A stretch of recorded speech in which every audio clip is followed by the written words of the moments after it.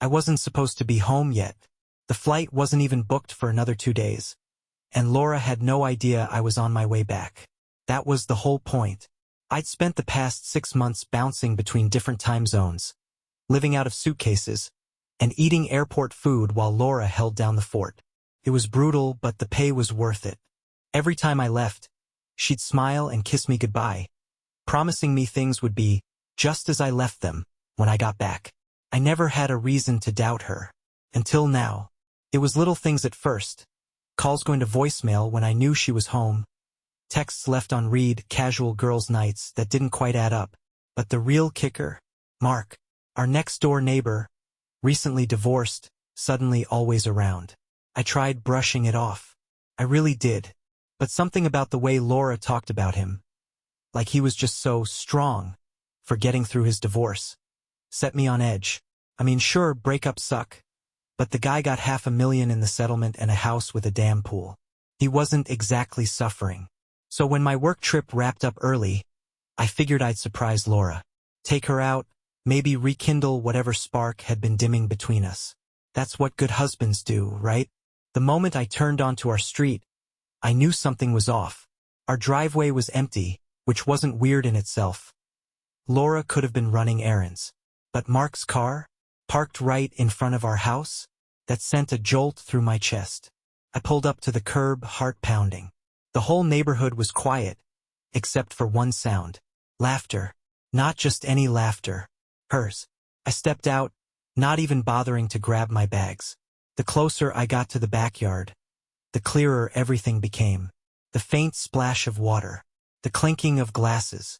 And then, as I rounded the corner of the house, there they were. Laura, in a bikini I hadn't seen in years, lounging in the pool. Mark, shirtless, grinning, way too comfortable in my space. They hadn't seen me yet. I should have called out. Should have made my presence known. Instead, I just stood there, watching. And then Mark leaned in. Close. Too close. Laura didn't pull away. I clenched my fists, jaw tight. But I didn't make a sound. Not yet. Because something about the way Mark looked at her, it wasn't desire. It was something else entirely. And that's when it hit me. This wasn't just an affair. This was a setup. I should have stormed in. Should have made a scene, dragged Mark out of my damn pool, and demanded an explanation from Laura. But some instinct I couldn't shake, kept me still.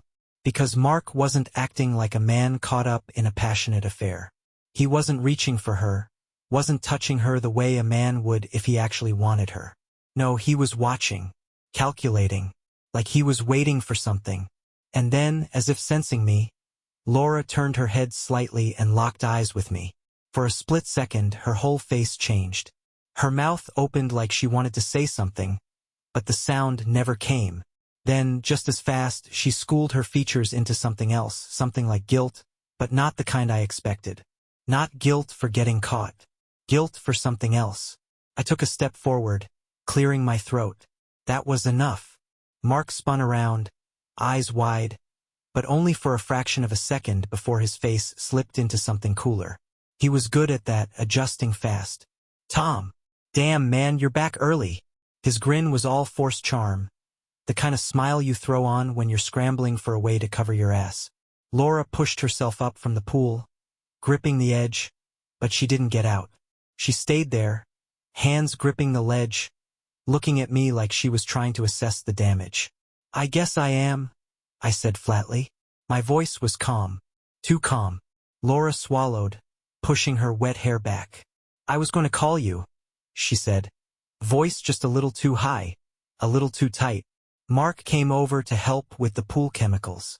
The filter's been acting up again, so I tilted my head, cutting her off with just a look. Mark was already climbing out of the pool, grabbing a towel like he belonged here. The arrogance of it made my hands twitch. He wrapped the towel around his neck, watching me closely. I was just keeping Laura company, he said. Too smooth. She's been lonely, man. You're away so much. There it was. The first dig. The first attempt to make me the problem. And for a second, a stupid, fleeting second, I almost let it in. 'Cause yeah, I had been away a lot. I knew Laura hated it. But this? I forced a laugh, shaking my head. Right? Pool maintenance. Got it. Laura bit her lip. Tom. Mark clapped a hand on my shoulder, and I almost broke his damn wrist right there. You should really consider cutting back on the work trips, buddy. You got a beautiful wife here. You don't want someone else keeping her entertained while you're gone. He said it like a joke, but I saw it. The way he watched my reaction, like he was testing me. I stepped forward, lowering my voice. You should dry off and get the hell out of my house, Mark. His smile flickered, just for a second. Then he raised his hands in mock surrender. All right. No need to get all territorial. He turned to Laura. I'll see you later, yeah? She nodded but didn't say anything. I stood there, watching as Mark grabbed his shirt from the chair, slipping it back on as he made his way through the yard toward his house.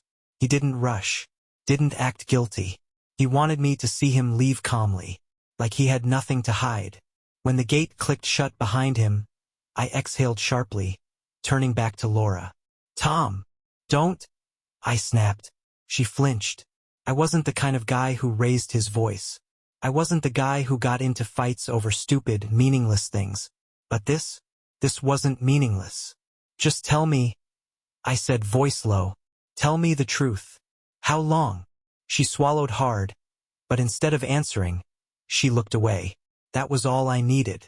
I stepped back, rubbing a hand down my face. Unbelievable. It's not what you think. I laughed. A humorless, bitter thing. Oh really? 'Cause I think my wife's screwing the neighbor while I'm busting my ass across the country. She shook her head. It's not like that, Tom. So explain it. She hesitated. And that's when it hit me. She didn't know how to explain it. Not in a way that made sense. Not in a way that she actually believed herself. That was worse than any confession. My jaw clenched. Right? Got it. I turned toward the house, heading inside before I said something I'd regret. But just before I reached the back door, Laura's voice stopped me. Tom, please, he doesn't care about me. I froze. The words felt wrong, like she hadn't meant to say them out loud. Slowly, I turned back. What? Her face paled, and for the first time, I saw something new in her eyes. Not just guilt, not just panic. Fear. I stepped closer. Laura, what the hell is going on? She bit her lip, looking toward Mark's house, then back at me. And then, just like that, the mask was back on. Nothing, she whispered. Forget it. But I couldn't, because that was the moment I knew. This wasn't just an affair. This was something much, much worse. I didn't sleep that night. I lay in bed, staring at the ceiling, listening to Laura's breathing. It wasn't the slow, steady kind that told me she was asleep. It was shallow, uneven. She was awake just like me. Neither of us spoke. The weight of what had happened sat between us like a landmine, one wrong step away from blowing everything to hell. I replayed the scene in the backyard over and over. The way Mark had tested me. The way Laura had looked scared, not just guilty. And that last thing she'd said. He doesn't care about me. Then why the hell was she with him? I wanted answers. But the problem was, I wasn't sure I'd believe anything she told me. Not anymore.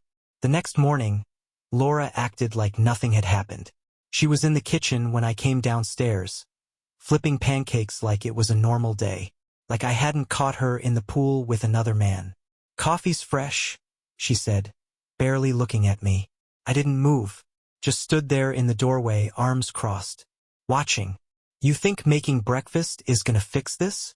She swallowed, flipping another pancake. I just thought we should talk.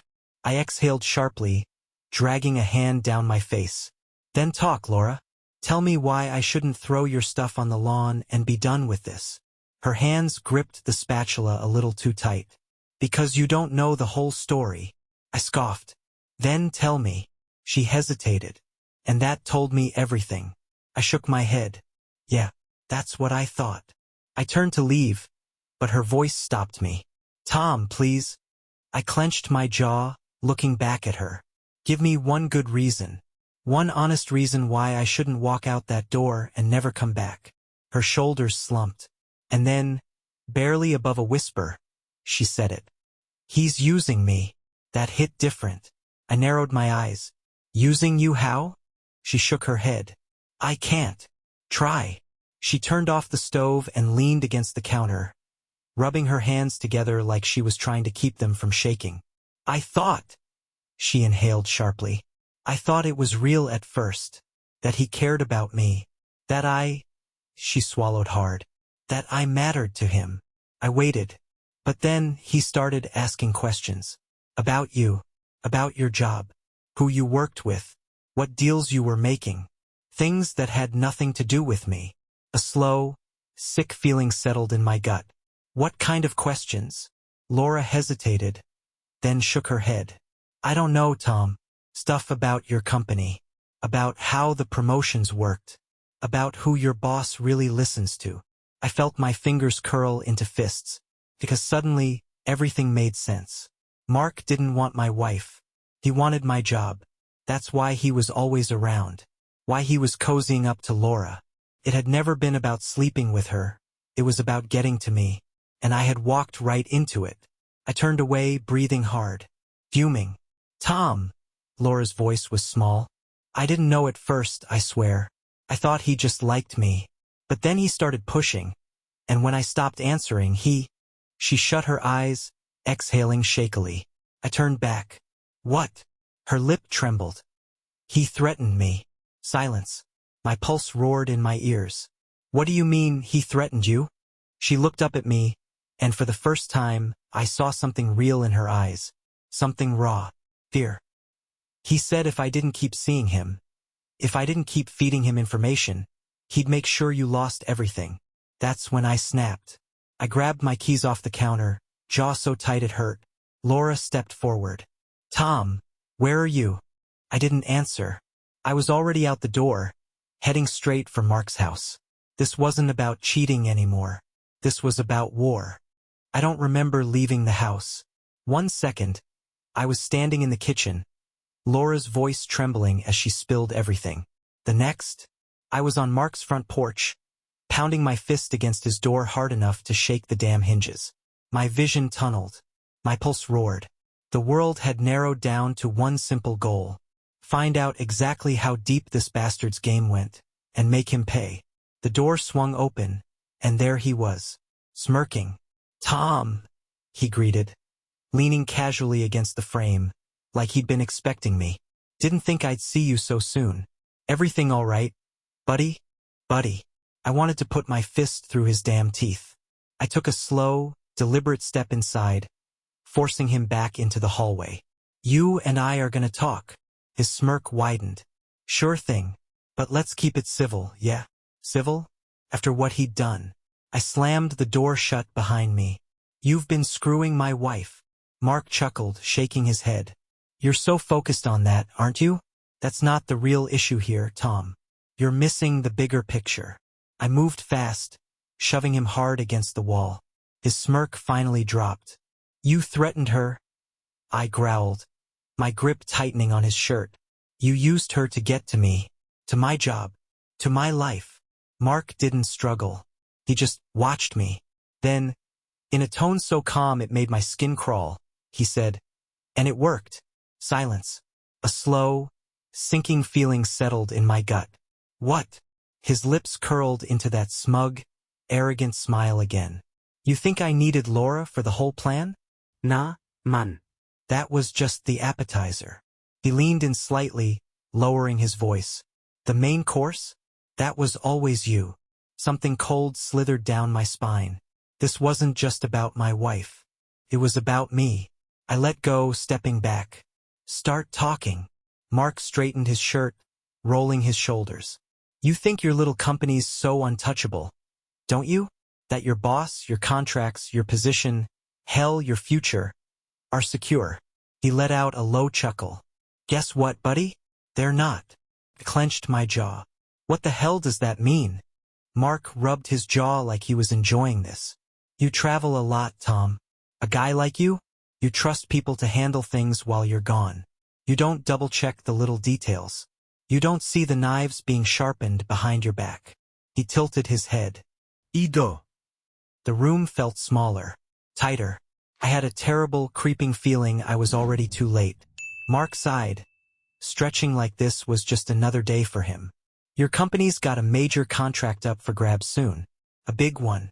The kind that makes or breaks careers. And guess who's been making all the right friends at the office while you were gone? No. He grinned. That's right. Me. My stomach twisted. Mark wasn't just after my job. He was after everything. He kept going, enjoying every second of my realization. All it took was a little doubt. A little whisper in the right ears. He clicked his tongue. Your boss? He's already wondering if you're really as focused as you used to be. The rumors? They've already started. I took a slow step forward. If you think for 1 second that I'm gonna let you. He cut me off, voice sharp now. You already did. I stopped. Mark's smirk returned. You were so obsessed with the idea that I was just sleeping with Laura. You never once considered what I was actually doing. He crossed his arms. While you were wasting time being the jealous husband, I was making moves. By the time you even suspected me, the damage was already done. He paused. Then, softly, mockingly, he added, Check your email, Tom. My hands curled into fists. I said check it. I grabbed my phone, heart hammering as I unlocked it, pulled up my work email. And there it was. A forwarded message from my boss. Subject. Concerns regarding your conduct. I clicked it open. Words blurred in front of me. Phrases jumped out. Performance inconsistencies. Unreliable decision-making. Lack of focus. A formal review. A goddamn formal review. My stomach twisted into knots. Mark clapped his hands once, grinning. Told you, buddy. I always play the long game. I lunged. I didn't think, I just reacted. I grabbed Mark by the collar, slamming him against the wall so hard a picture frame crashed to the ground. His smirk finally faltered. You think this is funny? I growled. Mark's jaw clenched, but he laughed. I think it's already over. Something inside me snapped. Not in the reckless, I'm about to beat this guy to a pulp way.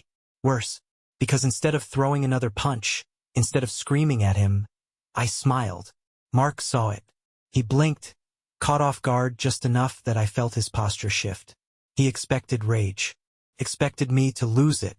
That's what he wanted, for me to explode, to make this even easier for him. So I didn't. I let go, stepping back, straightening my shirt like I hadn't just been 2 seconds away from putting him through the drywall. You really think you've won, don't you? His smirk returned, but I caught it this time, the flicker of hesitation.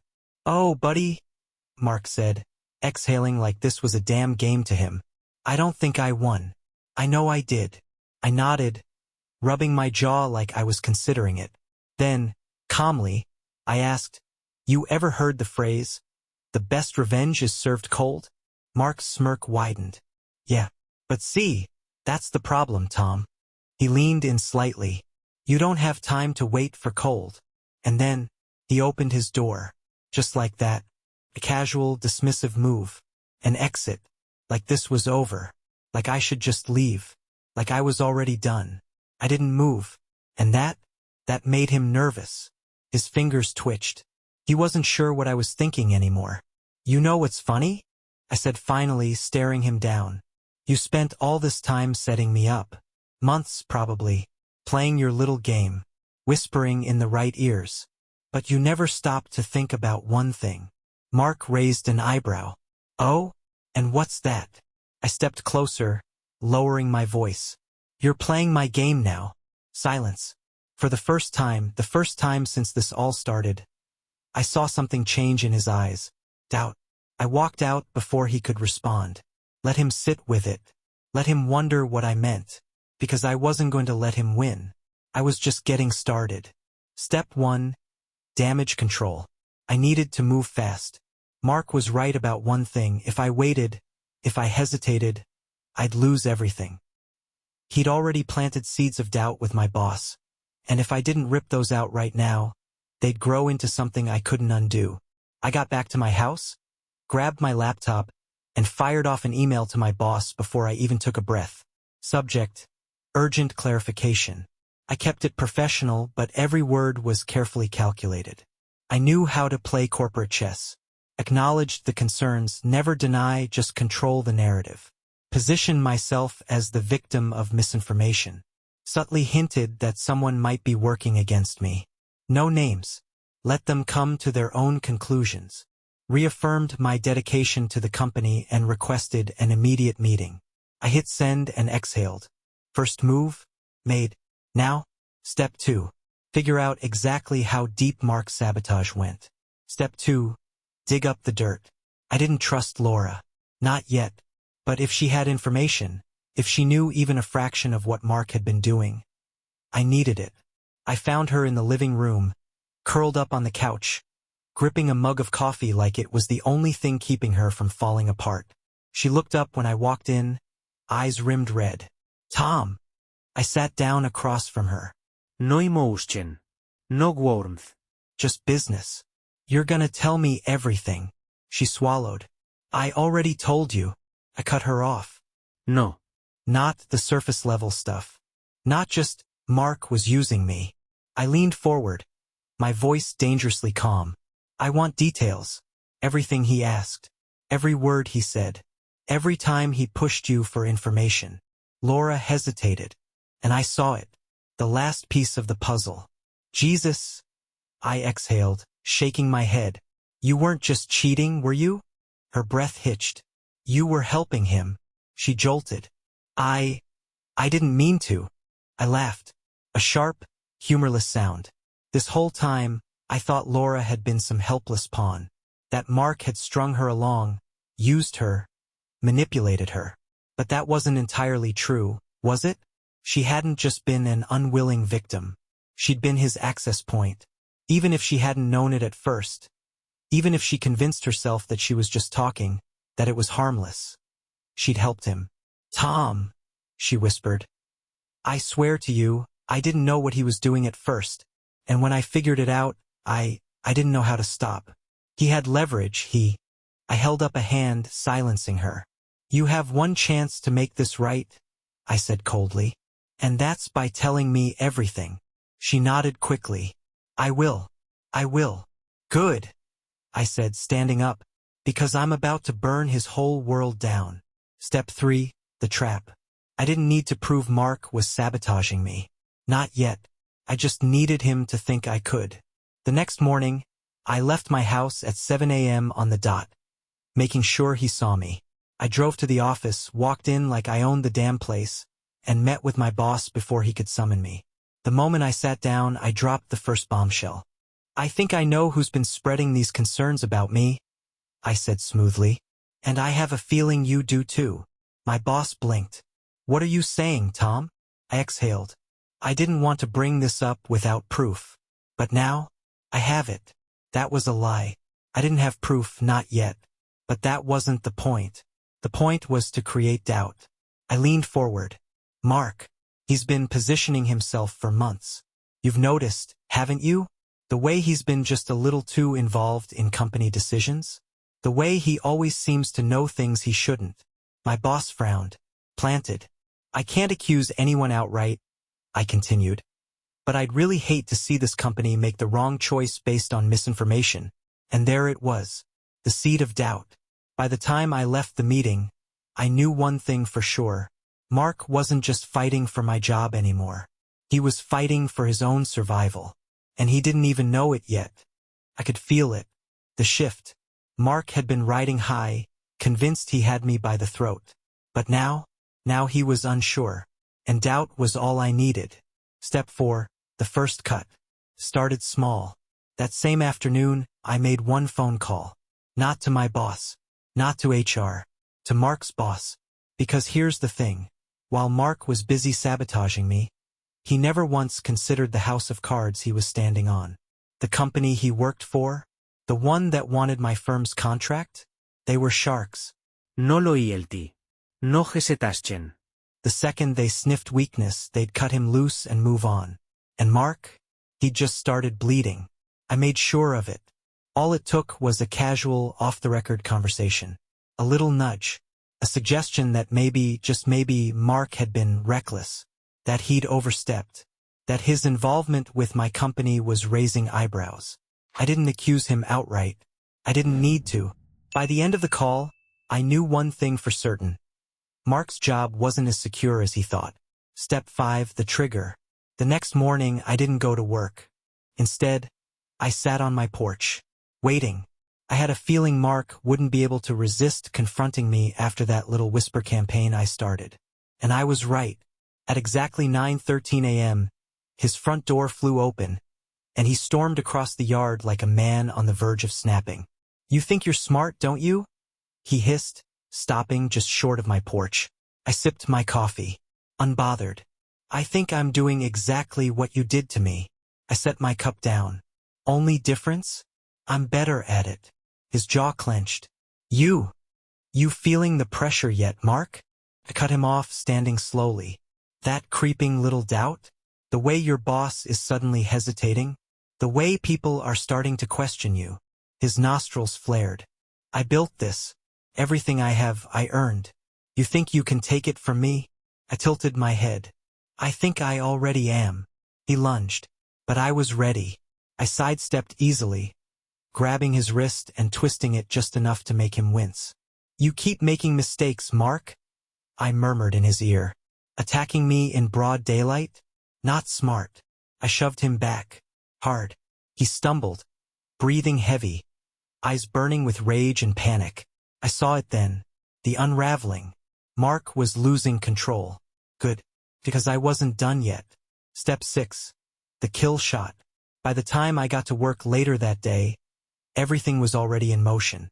Mark had spent months chipping away at my reputation, using whispers and rumors. But me, I wasn't subtle. I was surgical, and I had one last move to make. I walked straight into my boss's office, not to defend myself, not to plead my case, to drop the final bombshell.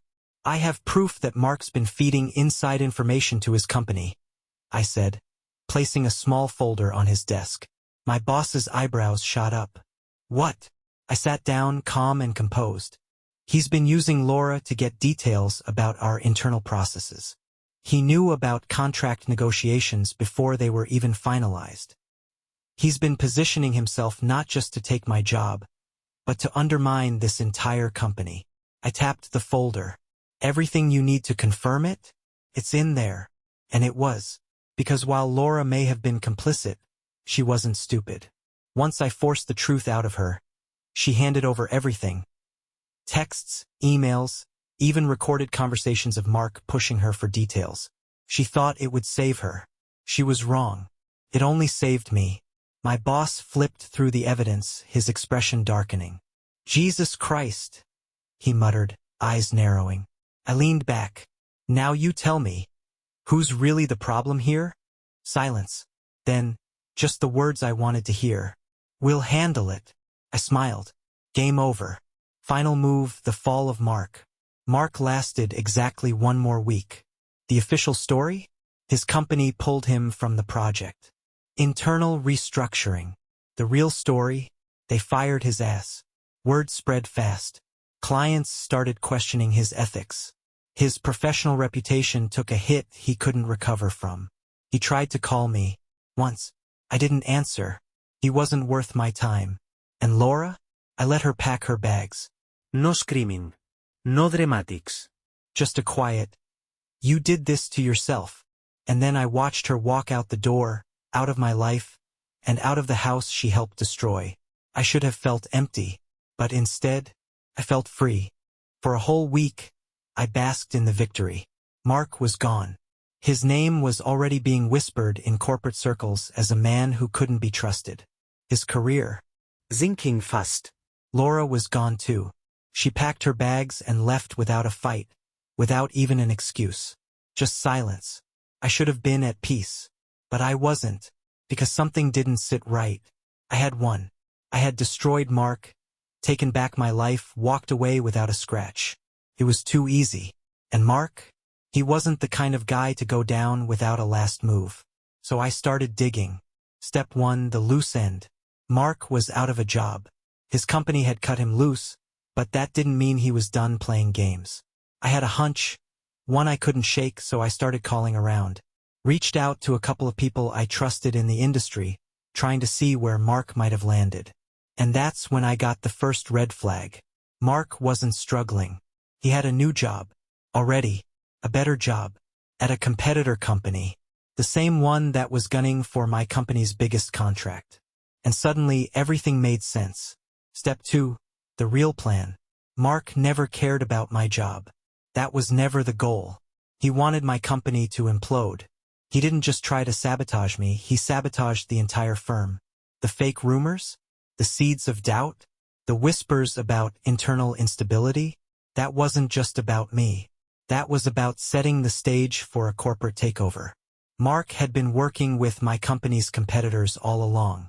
And now, he had positioned himself perfectly to watch my firm crash from the inside out. If I had waited just a little longer, if I had celebrated my victory without digging deeper, I wouldn't have seen it coming until it was too late. Step 3. The setup. I needed proof. So I did something I knew would get Mark's attention. I sent him a message. Meet drinks? Took him less than 5 minutes to reply. Mark, you sure about that, buddy? Thought you wanted me gone. Me, I just want to talk. No tricks. No drama. One conversation. He hesitated. Then, Mark, fine. McKinley's. 8 p.m. Perfect. Step 4. The truth comes out. McKinley's was a quiet bar. The kind of place you'd take a date if you wanted to impress her with your refined taste. Mark was already there when I arrived, sitting at a booth in the back, nursing a whiskey like a man who thought he had nothing left to lose. I slid into the seat across from him. For a long moment we just stared at each other. Then Mark smirked. So, you finally decided to be a grown-up about this. I leaned back, crossing my arms. I know about the job. The smirk didn't drop, but his eyes changed. Just for a second. What job? I shook my head, exhaling. Cut the bullshit, Mark. You played me. You used Laura. You screwed with my career and I let you. But you didn't do it for my job. I tilted my head. You did it to pave the way for something bigger. Mark didn't deny it. Didn't confirm it either. Instead, he took a sip of his drink. And what if I did? I studied him, letting the silence stretch. Then finally I smiled. And that threw him off. You're too greedy, I said simply. That's your problem. You never know when to stop. You could have walked away after I tanked your career. But you had to keep playing. Mark chuckled. You think you can stop me? I leaned forward, voice calm. I already did. I slid my phone across the table. It was recording. Every damn word. Mark's smirk finally disappeared. See, you thought you were in control, I continued. But you made a mistake. You got comfortable. You thought I was too focused on my wife, on my job, on my own mess to see the bigger picture. I picked up my drink. Turns out, you underestimated me. Mark didn't move, didn't speak, because he knew. He had just walked into his own trap. Step 5. The last nail in the coffin. I didn't go to the cops. Didn't need to. Instead, I did something worse. I sent the recording to his new employer. Let them hear him admit to corporate sabotage. Let them know exactly what kind of snake they had just hired. And just like that, Mark went from being their golden boy to being radioactive. By the time the dust settled, he wasn't just out of a job. He was blacklisted. No company would touch him. No firm would take the risk. He wasn't just fired. He was erased. Final step. The last goodbye. I saw Laura one last time.